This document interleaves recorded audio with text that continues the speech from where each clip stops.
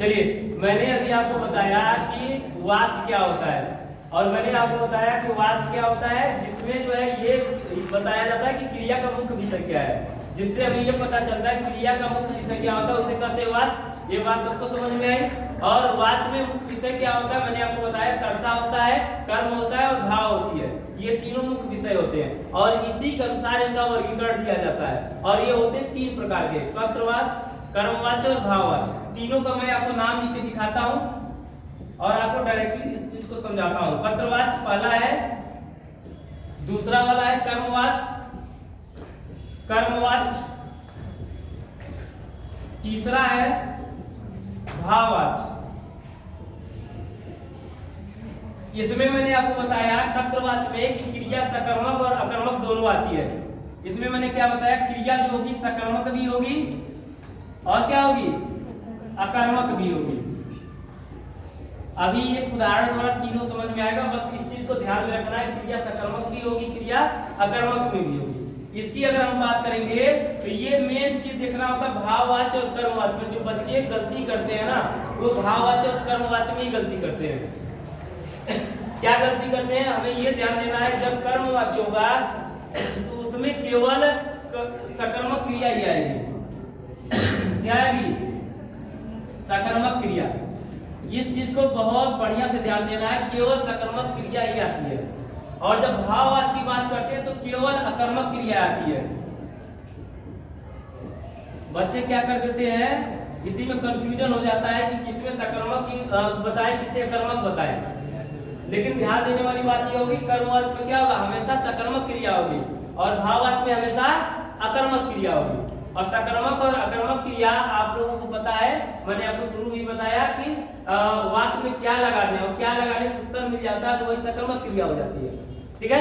अब इसकी अगर हम परिभाषा की बात करें कर्तवाच का, जो आप पहले से जानते हैं, एक बार मैं आपको रिवाइज करवा रहा हूं कि जिसमें जो क्रिया है वो कर्ता के अनुसार आ जाए। क्रिया का लिंग है, वचन है, कारक है,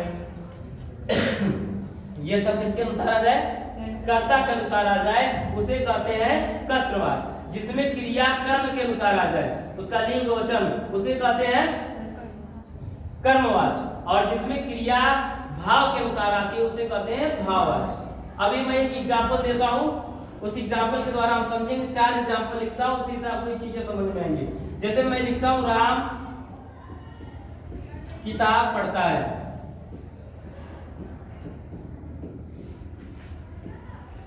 दूसरा एग्जांपल मैं लिखता हूं, राम से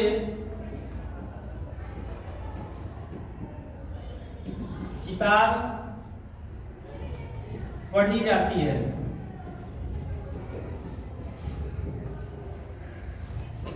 तीसरा वाला,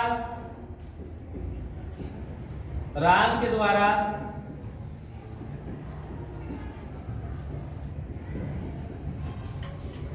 किताब पढ़ी जाती है।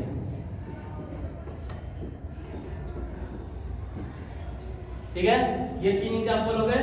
चौथा एग्जांपल, राम से पढ़ा जाता है।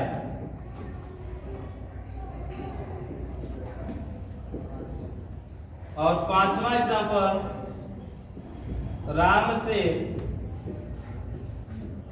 नहीं पढ़ा जाता। राम से नहीं, सॉरी, राम से किताब नहीं पढ़ी जाती।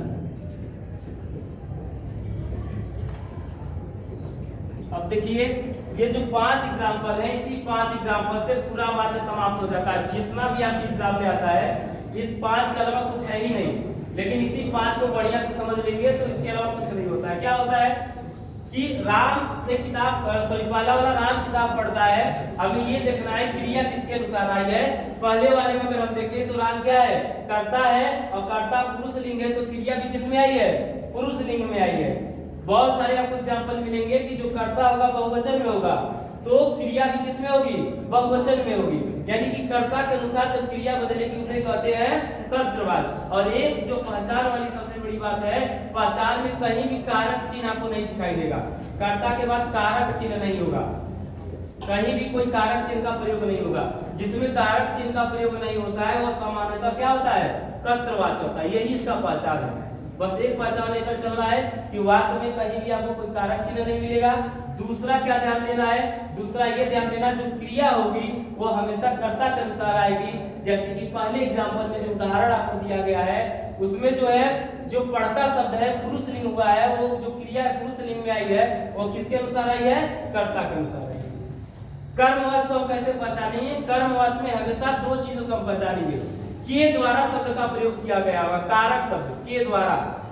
अगर किसी वाक्य में के द्वारा लिखा हुआ है इसका मतलब ये ज्यादा चांस है वो क्या है, कर्मवाच्य है। या से लिखा है तो भी क्या है, कर्मवाच्य है। लेकिन एक बात और ध्यान देनी होगी, से और के बाद जो क्रिया होगी क्या होनी चाहिए, से और के बाद जो क्रिया होनी चाहिए क्या होनी चाहिए, बोलो जी, सकर्मक होनी चाहिए। क्या होनी चाहिए, सकर्मक होनी चाहिए, तो भी वो कर्मवाच्य होगा। दूसरे वाले में देखिए राम से किताब पढ़ा जाता है, मैंने कहा से कारक का प्रयोग होगा, से कारक का प्रयोग हुआ, लेकिन एक और कंडीशन होना चाहिए कि उसके बाद जो क्रिया होनी चाहिए सकर्मक होनी चाहिए। तो से के बाद जो क्रिया क्या है, सकर्मक है, इसीलिए यह कर्मवाच्य है। अगर इसी से के बाद क्रिया अकर्मक हो जाती है, हम किताब मिटा दें यहाँ से, तो यह भाववाच्य बन जाएगा, क्योंकि क्रिया क्या बन जाएगी, अकर्मक बन जाएगी।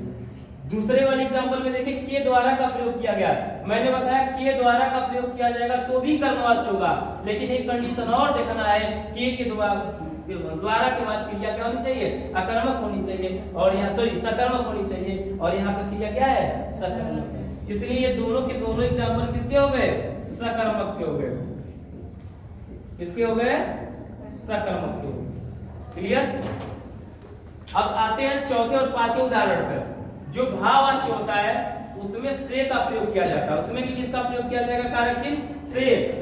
दो कंडीशन होता है, एक से प्रयोग किया जाएगा और एक में से के साथ नहीं का प्रयोग किया जाएगा। तो से का जब प्रयोग किया जाएगा, मैंने कहा अभी कर्मवाच्य में भी से का प्रयोग करेंगे, इसमें भी प्रयोग करेंगे, तो अंतर क्या होगा, यही बच्चों में कंफ्यूजन होता है। अंतर यही होता है कि से के बाद यहाँ क्या है, सकर्मक क्रिया है, और यहाँ से के बाद क्या आएगी, अकर्मक क्रिया आएगी। बच्चों से किताब पढ़ा जाता है, यहाँ पढ़ना क्या पढ़ा जाता है, कोई उत्तर नहीं मिल रहा है, ये क्या है, अकर्मक क्रिया है। जब क्रिया अकर्मक होगी और से का प्रयोग होगा वो होगा भाववाच्य। तो ये वाला एग्जांपल किसका हो गया, भाववाच्य का हो गया।